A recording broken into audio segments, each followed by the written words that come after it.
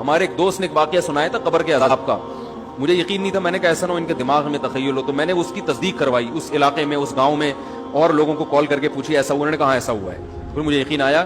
وہ قبر بار بار نا اس کو نکال کے باہر پھینک دیتی تھی, بندے کو ڈالتے تھے قبر میں. اس نے بہت سے علماء شہید کروائے تھے نالائق نے. اس کا جرم یہ تھا کہ وہ مخبریاں کر کر کے نا علماء کو قتل کرواتا تھا. اس مخبر کے ساتھ ایسا ہوا اس گاؤں میں جب اس کو دفنایا ہے. تو چلیں اب بات آئی گئی ہے تو پورا واقعہ سنا دوں. تو وہ جنہوں نے دفنایا نا, وہ ان سے میرا بھی تعلق تھا, میرے بیان سنتے تھے. تو مجھے آ کے انہوں نے واقعہ سنایا کہ ایسا کوئی مخبر تھا جو علماء کو شہید کرواتا تھا مخبریاں کر کر کے. تو جب اس کو دفنایا, کہہ رہے ہیں اس کے والد میرے پاس آئے, ہم لوگ کے پاس آئے. انہوں نے کہا کہ بھائی میں جب صبح جاتا ہوں تو میرے بچے کی جو لاش ہے نا وہ قبر سے باہر پڑی ہوئی ہوتی ہے, تو میں بڑا پریشان ہوں, کیا کروں. تو ہم پھر دفن کرتے ہیں تو اچھا قبر بالکل صحیح ہوتی ہے اوپر سے, اور وہ بندہ باہر ہوتا ہے, وہ دوبارہ بند ہو جاتی ہے قبر. تو ہم بڑے پریشان ہیں, کیا کریں, یہ کوئی شخص شرارت کر رہا ہے. تو کہہ رہے ہیں, ہم نے کہا بھائی ہم تو نہیں کر رہے شرارت. کہا تو اگر دوسرا ہم شرارت کوئی کر بھی رہا ہوتا تو قبر کو خودی بھی تو ہونا.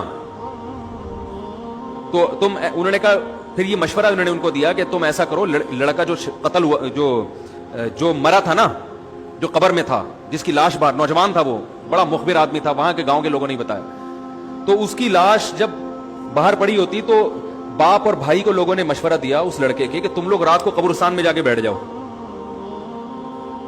پہرا دو کہ کون آتا ہے نکال کے جاتا ہے اور قبر کو پیک کر کے چلا جاتا ہے. تو وہ صاحب مجھے بتا رہے تھے کہ اگلے دن وہ چیختے ہوئے آئے ہیں, چیختے ہوئے, باپ اور بھائی جو ہے نا. کہہ رہے ہم نے رات کو منظر دیکھا کہ پہلے ہمیں رات جب اندھیرا ہوا ہے نا تو قبر کے اندر سے چیخنے کی آواز آئی, اور ہمارے سامنے قبر کھلی ہے تو ہم نے اس لڑکے کو دیکھا کہ آگ جل رہی ہے اس کی لاش پہ, اور وہ ایسے ایسے اپنے سر کو پیٹ رہا ہے. کہہ رہے ہم تو خوف کی وجہ سے بے ہوش ہو گئے, ہمیں نہیں پتا اس کے بعد کیا ہوا. ہوش میں آیا تو وہ لاش باہر پڑی ہوئی تھی. تو میں نے کہا یار پھینکو بھی دنیا میں کم نہیں ہوتے. تو میں نے پھر تصدیق کے لیے ایک دو لوگوں سے رابطہ کیا, انہوں نے بتایا کہ ایسا ہوا ہے ہمارے ساتھ. تو یہ جو ترکی کا جو تھا نا